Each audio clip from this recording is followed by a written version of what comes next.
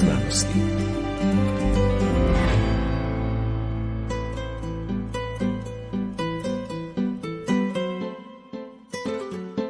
Potresi koji su pogodili središnji dio Hrvatske reaktivirali su postojeća klizišta. Klizišta su vrsta geohazarda. Nastaju uslijed djelovanja prirodnih sila, ali i uslijed djelovanja čovjeka. Nestručna gradnja kao i uklanjanje drveća na podlogama sklonim klizenju dovode do pojave koja je vrlo često u Hrvatskoj. O klizištima u emisiji Oko znanosti govore geolog profesor dr. Tihomir Marijanac sa Zagrebačkog PMF-a, inženjer Željko Sokolić, član povjerenstva za klizišta pri Ministarstvu graditeljstva, dr. Vlatko Gulam i doktorica Iris Bostijančić s Hrvatskog geološkog instituta. Klizišta su jedna posve normalna pojava u prirodi, one se dešavaju i tamo gdje ima kuća i tamo gdje nema kuća i u nekim dijelovima šume. Dakle, jedan proces koji je uvjetovan gravitacijom. Ne sad, prenos mase, dakle, koju mi doživljamo kao klizište, se dešava duž jedne pohe, koja se naziva klizna poha i duž te pohe se trenje između stijena koje su iznad ili sedimenata, što god da je iznad te klizne pohe, i onoga što je ispod klizne pohe, trenje se na toj pohi reducira, smanjuje, nestane. Zašto?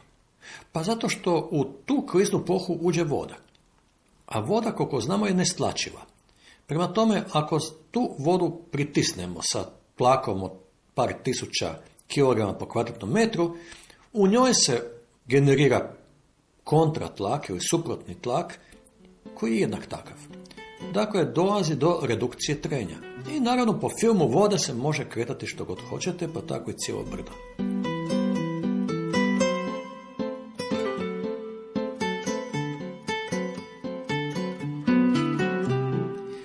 Dakle, voda je glavni naš neprijatelj. Ako mi želimo klizišta zaustaviti, prvo što moramo napraviti je da napravimo efikasan sistem odvodnje. Dakle, da spriječimo da voda uopće dođe do tog horizonta koji predstavlja kliznu pohu ili da dolazi u daleko manjoj količini. Glinoviti sloj koji upija vodu postaje žitki.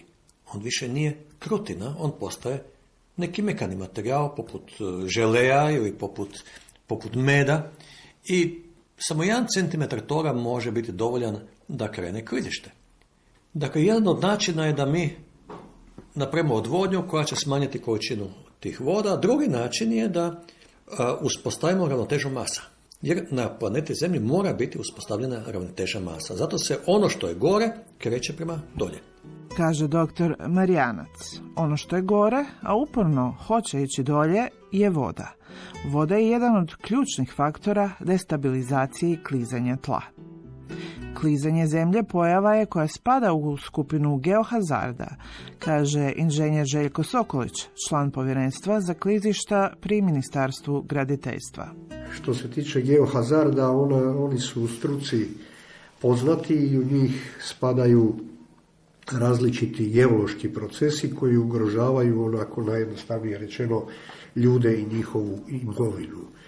U njih spadaju klizišta, vrtače, ove što se događaju sad u Petrinji, likvefakcija, potres ih inicira, zatim su tu poplave i bujice, erozije tla i dugoročne promjene vezane za oscilacije i dizanje razina mora i podzemnih voda, što će nas vjerojatno u budućnosti čekati. Dakle, podloga na kojoj živimo, na kojoj gradimo kuće, zapravo je živa.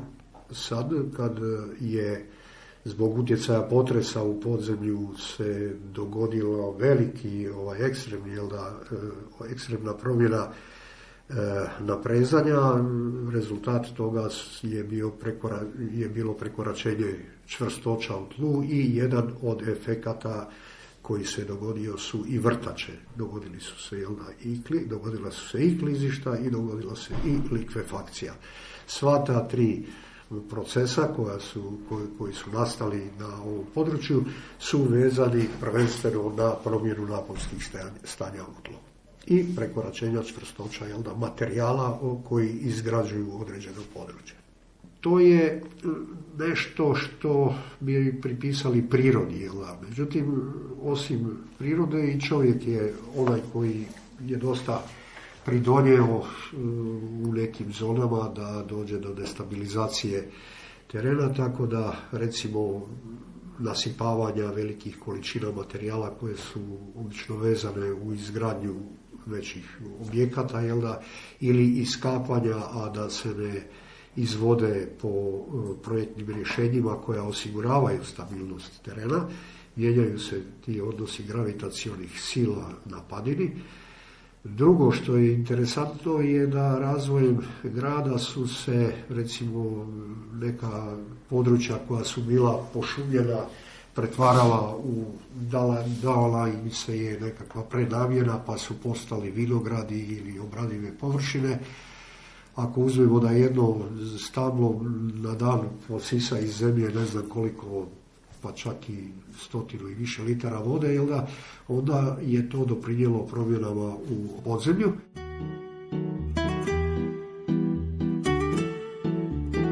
Kao narod koji ima jednu od najljepših parcela u Europi, nije ni čudno da su Hrvati pomalo opsjednuti nekretninama. No nije svako tlo pogodno za gradnju, upozorava dr. Vlatko Gulam s Hrvatskog geološkog instituta. Ono što je činjenica, što ste lijepo rekli, da Hrvati vole nekretnine, ali mi se čini da je tu osnovni problem što kriterij odabira nekretnina je pomalo izvrnut na neki način. Jer ako neko ide graditi kuću, onda će vrlo često njegov prvi kriterij biti lijepi pogled. Taj lijepi pogled nikako ne bi smio biti prvi kriterij pri odabiru lokacije za izgradnju novog objekta. Da, posebno kad govorimo o klizištima, jer lijepi pogled je obično na nekom bregu, a breg možda nije uopće stabilan. Da, to je, vrlo često se to događa, posebno u ovom sjevernom dijelu Hrvatske, gdje mi imamo stvarno prekrasne poglede. Ako pogledate podsljemenska zona, znači područje sjeverno od Slavonskog Broda, isto one Slavonske gore, tamo ljudi vrlo često grade kuće jer stvarno puca prekrasan pogled, ali vrlo često su to mjesta sa izrazito neugodnim, pod navodnicima, geološkim jedinicama koje su sklone klizanju i vrlo često na tim mjestima ljudi imaju problema sa klizištima. Neću ja sad reći da se tamo ne grade kuće, znači naravno da se kuće mogu tamo graditi, ali ako se već grade, onda bi se svakako trebale graditi u skladu sa uputama koje daju stručnjaci, u ovom slučaju građevinske struke, znači ako se već gradi nešto, onda bi oni trebali predložiti mjere sanacije te padine, a tek onda bi se trebalo zapravo pristupiti gradnji objekta. Tek u 20. stoljeću počinju se širiti dotada mali gradovi, a šire se na obližnje površine, uglavnom obrasle šumom. Svako stablo iz zemlje izvlači velike količine vode. Na primjer, veliko stablo hrasta godišnje iz zemlje izvuče oko 150.000 litara vode. Na obroncima Zagrebačke gore, kako se Zagreb širio, ljudi su posjekli šume i najprije posadili vinograde, a zatim su nam mjesto klijeti malo pomalo niknule kuće, pripovjeda inženjer Željko Sokolić. Prvo su to bili vinogradi, kasnije su bile neke vikendice, onda je došla vodovod je došao bez kanalizacije, tako da smo opet, osim što smo smanjili izvlačenje vode iz tla, tako kažem, još doveli dodatne količine na te brege, mi smo odmah izgradili kanalizacioni sustav, pa su sabirne jame nisu bile nepropusne kakve danas zakonska regulativa traži da budu, nego su se ta voda nekontrolirano ispuštala niz padinu. Osim toga, sve vode koje su bile prikupljene novim površinama kao što su asfaltirane ceste, krovovi su se koncentrirano ispuštale u određene zone i to je isto doprinijelo tome da su se promijenili ti uvjeti i došlo je do nastanka velikog broja klizišta u nagnutim područjima grada Zagreba, A da ne kažem da su i eksploatacije recimo gline za proizvodnju opeke i cementa za lapura za proizvodnju cementa isto tako jako utjecali na sredinu, tako da recimo najveće klizište u gradu Zagrebu Kostanjek je vezano za nekadašnju eksploataciju lapura na cementari Zagreb i danas je to jedno od najvećih klizišta u Hrvatskoj koje se prati redovito sa monitoringom, odnosno opremom kojom se mjere događanja na tom klizištu, a upućuju na to da li treba gore reagirati na način da se možda i seli ljude, ali svakako da ih se zaštiti i da se zaštiti njihova imovina.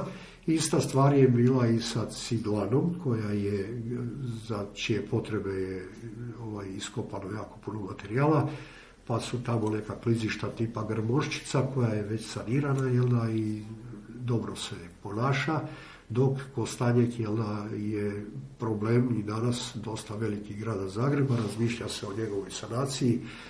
Danas su rješenja kako da se to napravi i nadamo se da će uskoro krenuti se u sanaciju tog klizišta. To su vrlo ozbiljni građevinski zahvati povezani sa velikim troškovima, sa uopće pitanjem na koji način dovesti tu sanaciju od početka do kraja, možda ju staviti i u kontekst iskorištavanja nekih materijala koji se dobivaju kojekakvim iskopima po gradu Zagrebu da bi se tamo dovezli i možda nadomjestilo ono što fali, ali evo, to je pitanje struke i pitanje politike kako će se prema tome postaviti.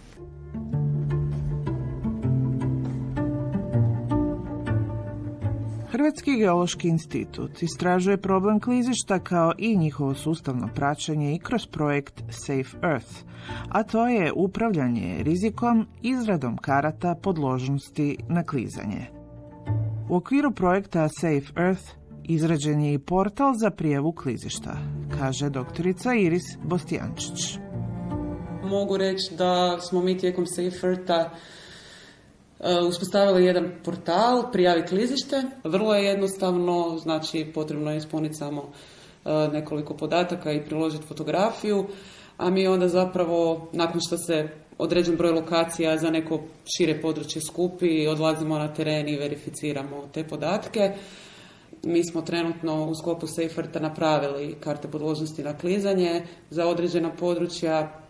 To su još uvijek radne verzije koje treba verificirati, a jedini način verifikacije su lokacije na kojima su se klizišta već dogodilo.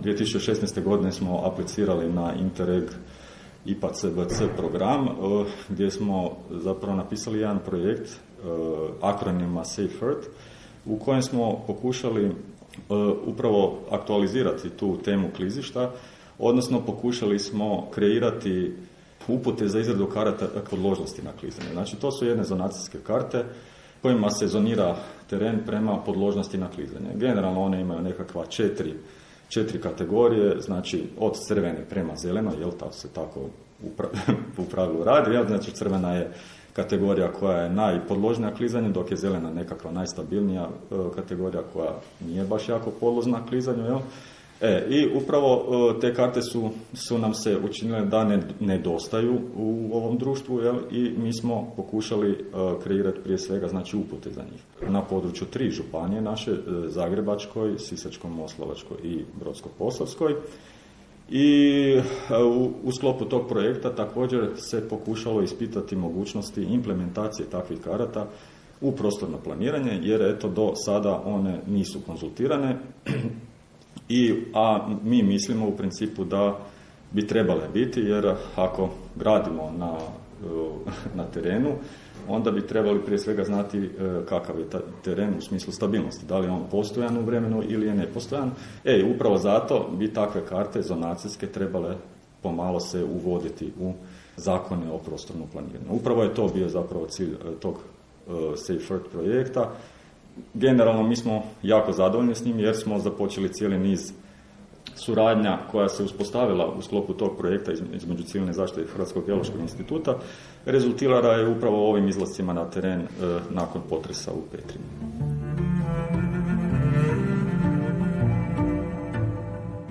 Možete nam objasniti što je to klizna ploha i gdje ona nastaje, kako se to ispituje, jel ona postoji, ne postoji, kako se ispituje recimo takva vrsta geohazarda, odnosno kako bi trebalo se ispitivati ako želite graditi kuću na brijegu?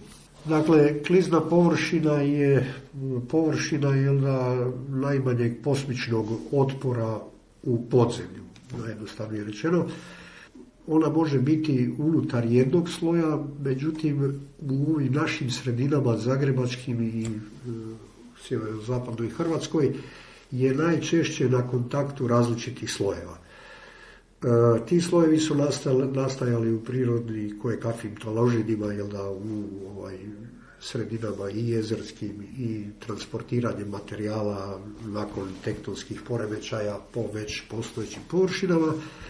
I zamislite da imate jednu tortu nagnutu, niz padinu i sad imate kao u torti različite proslojke te torte, pa recimo često su kod nas prisutni lapori u podlozi, to su materijali koji su gotovo nepropusni i na njima ako imate neke pjeskovito-glinovite materijale koji bolje primaju vodu, onda kroz te materijale u nekim višim područjima gdje se prihranjuje, ta voda teče niz podložni sloj lapora i radi jedan pritisak koji u ekstremnim uvjetima dovodi do toga da dolazi do sloma po tom kontaktu. Dakle, to je ta klizna površina po kojoj se odvija onda proces pomicanja ovog gornjeg dijela i svih tih naslaga niz padinu. Kretanjem niz padinu se aktiviraju neki novi otpori, jer ta masa sad nailazi na drveće, dolazi do dna padine, pa joj se suprotstavlja taj nizinski dio i onda se uspostavlja nekakav novi oblik ravnoteže. Mi u građevinarstvu tu ravnotežu vrijednujemo sa faktorom sigurnosti. To bi bilo, recimo, ako zamislite da vi i ja sjedimo na jednoj klackalici, onoj ljuljački, pa sad, ajde recimo da ja imam 90, a vi 55 kila ili 60 zbog vašeg računa, onda je faktor sigurnosti da neće ta ljuljačka otići na vašu stranu 90/60, znači 1,5. U trenutku kad taj faktor sigurnosti padne na vrijednost 1, dolazi do stanja labilne ravnoteže. Jedna kapljica na vašu stranu dovodi do sloma i pokretanja cijele te mase niz brdo. To je jedna živost koja je prisutna u prirodi. Dakle, taj faktor sigurnosti je nešto s čim mi u građevinarstvu baratamo i to je nešto s čim ulazimo u naše proračune i dimenzioniramo konstrukcije kojima saniramo ili stabiliziramo padine i radimo druge projekte u građevinarstvu sa tim brojevima.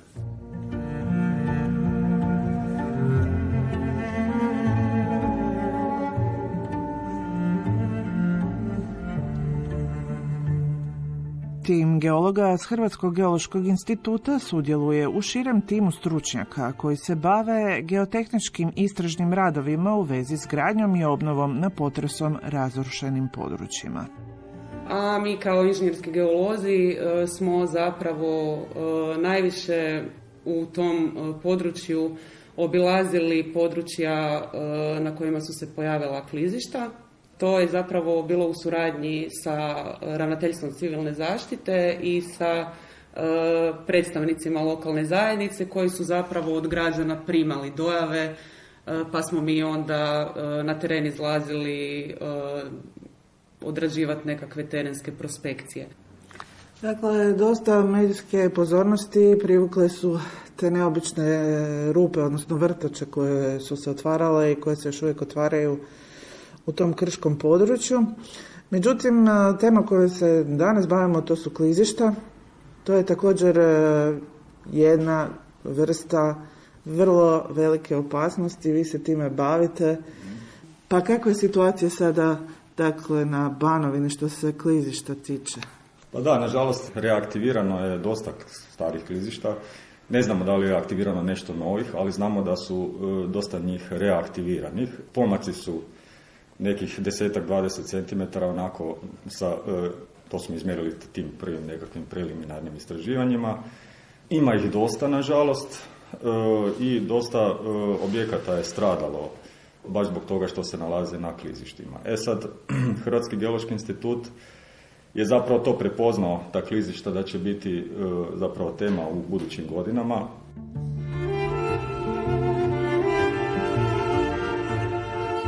Geodinamička studija Grada Zagreba iz 2007.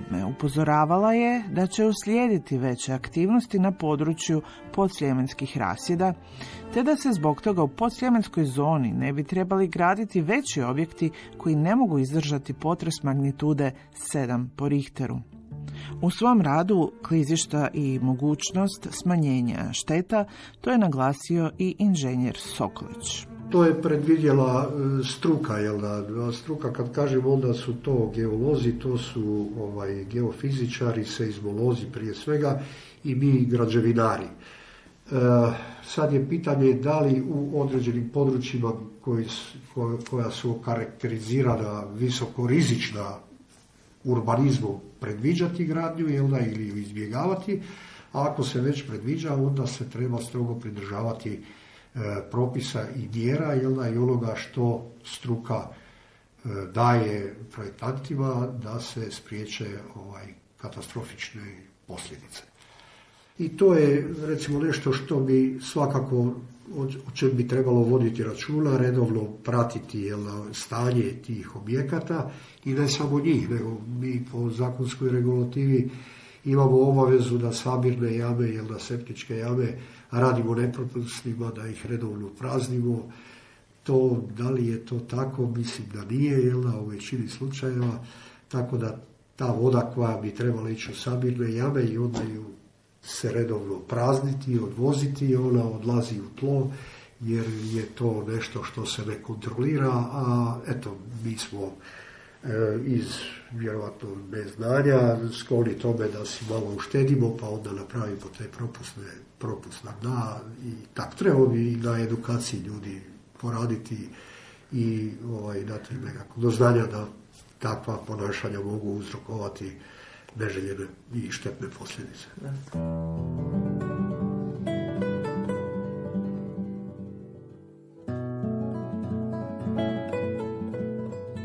Pred očima javnosti 13. ožujka 2018.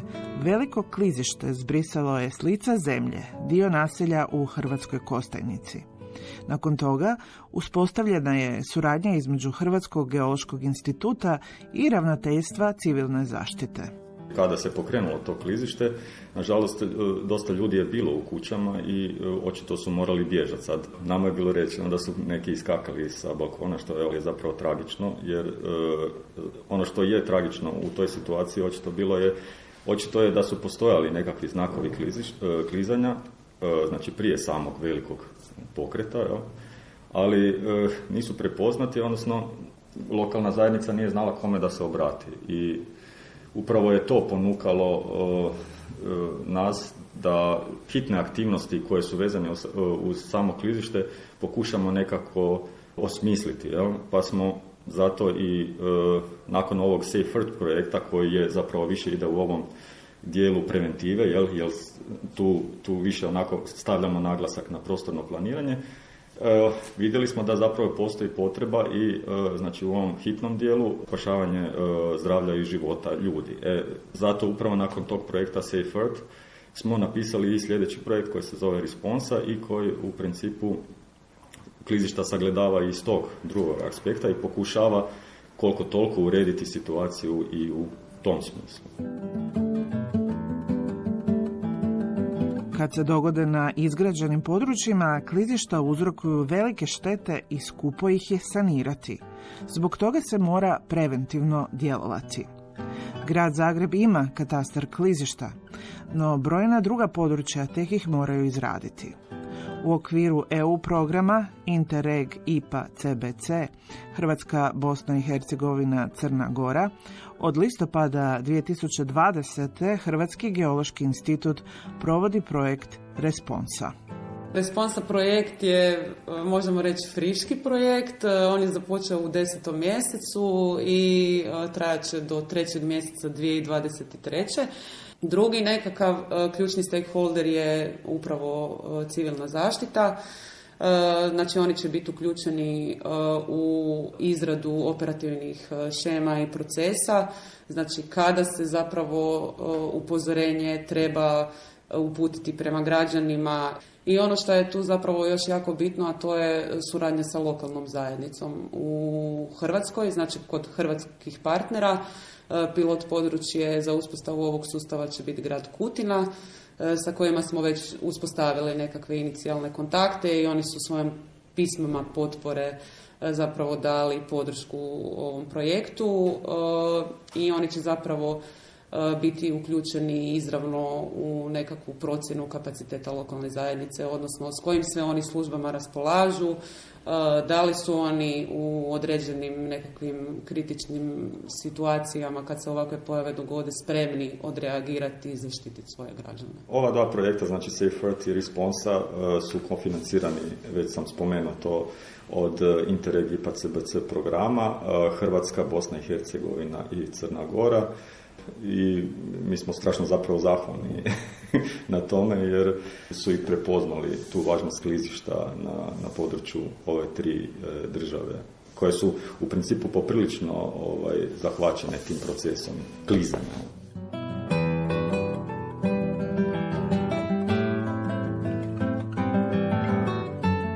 Što je recimo sa nestručnom gradnjom? Vi ste u svom radu naznačili da se i tu pokušava uštediti, pa se recimo istraživanja kad se gradi na padinama, dakle Zagreba i ove sjeverne regije, onda baš ne istražuje do dubina na kojoj su moguće te klizne podloge, već se rade nešto pliće, što nije dobro. Pa ja bih rekao da je tu naime, zakonska regulativa je dosta jasna i ona da se radi po njoj kod izgradnje, pripreme gradnje, izgradnje i održavanja objekata bilo bi sve u redu, jel da? A ona predviđa istraživanje i prikupljanje podloga na osnovu kojih će se projektirati određena građevina i tu je sad to istraživanje kojima se bave geotehničari i daju to kao podlogu kasnije projektantu koji će graditi. Projektant nije istraživač i on preuzima te podloge i samim tim što ih je preuzeo i na osnovu njih projektirao građevinu postaje odgovoran on kao projektant, ne više istraživač, jel da? I tu na sebe preuzima dosta veliku odgovornost jer određeni tereni, jel da, i određena tla, neka tla, jel da, su vrlo osjetljiva i zahtijevaju možda i više istraživanja nego što se ponekad radi. Pa još postoji jedan regulator, jel da, nakon što se projekt napravi, treba ići na reviziju, stručnu reviziju i sad po različitim kategorijama, odnosno specijalnostima graditeljstva imate stručne revidente koji pregledavaju, jel da, taj projekt. Oni još mogu reagirati da recimo se od istraživanja nešto dopuni ako smatraju da je potrebno. Kad sad razgovaramo o obnovi, dakle, koliko očekujete da će ova upozorenja biti uzeta u obzir? Pa što se obnove tiče, evo sad kao i poslije svake ovakve slične situacije, jel da, jasno da je najvažnije to da se sačuvaju ljudi, njihova imovina, jel da se spriječi nekakva dodatna šteta ili ugroza. I mislim da bi sada trebalo, kako bi se reklo, malo stati na loptu i dati ljudima koji vode brigu o tom problemu koji je izuzetno složen, mislim, da naprave jedan koncept i da idu korak po korak. Jel da?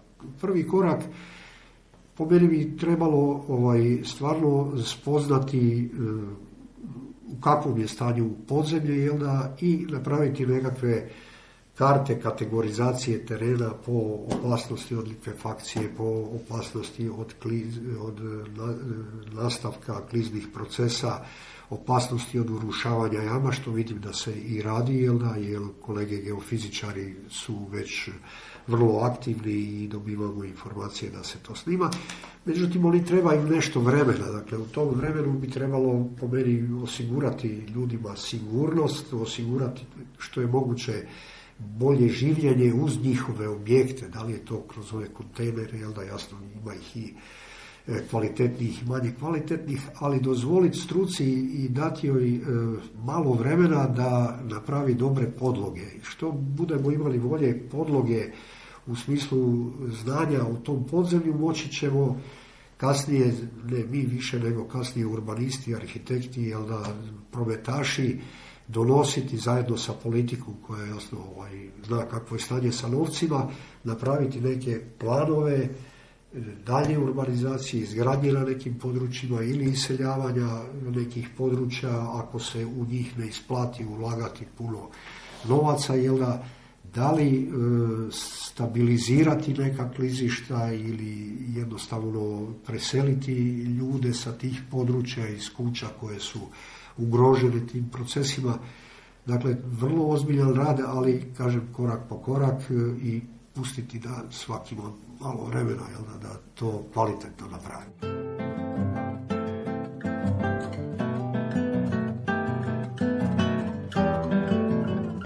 Sad, za ljude koji nisu, uopće vični tomu, kako prepoznati te prve trenutke, kako ne završiti u toj lavini, što biste savjetovali, gdje pogledati, što provjeravati?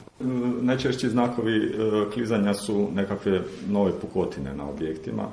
Ako se one i dese, svakako treba gledati da li se one šire. Ako se šire, jasno je da klizište je aktivno. Recimo nagnuća koje kakvih stupova ili elektroenergetske mreže ili telekomunikacijske mreže. Zatim, često dolazi do nekakvih ispupčenja u tlu, recimo baš u slučaju Hrvatske Kostajnice, to su bila ispupčenja koja su bila visine skoro pa do i više od pola metra. To nabiranje tla? Pa da, u tom smislu nešto. Zatim onda pijana šuma, znači ako primjećujemo da se stabla naginju, znači i da to naginjanje je progresivno, znači da ono se nastavlja. Zatim puknuća na vodovodnim kanalizacijskim sustavima, puknuća temelja nekakvih. Evo, to su nekakvi znaci klizanja.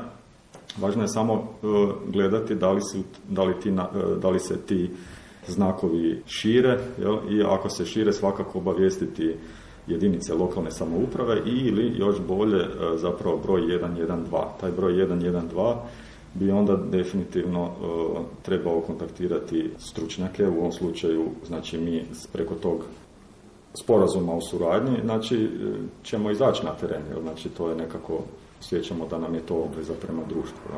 I onda ćemo procijeniti da li je to situacija koju jednostavno treba okarakterizirati kao hitnu, pa ćemo predložiti nekakve hitne mjere evakuacije ili će jednostavno se predložiti nekakve mjere sanaciju, ali ovom, kako da velim, konzervativnim metodama, znači geotehničkim i građevinskim.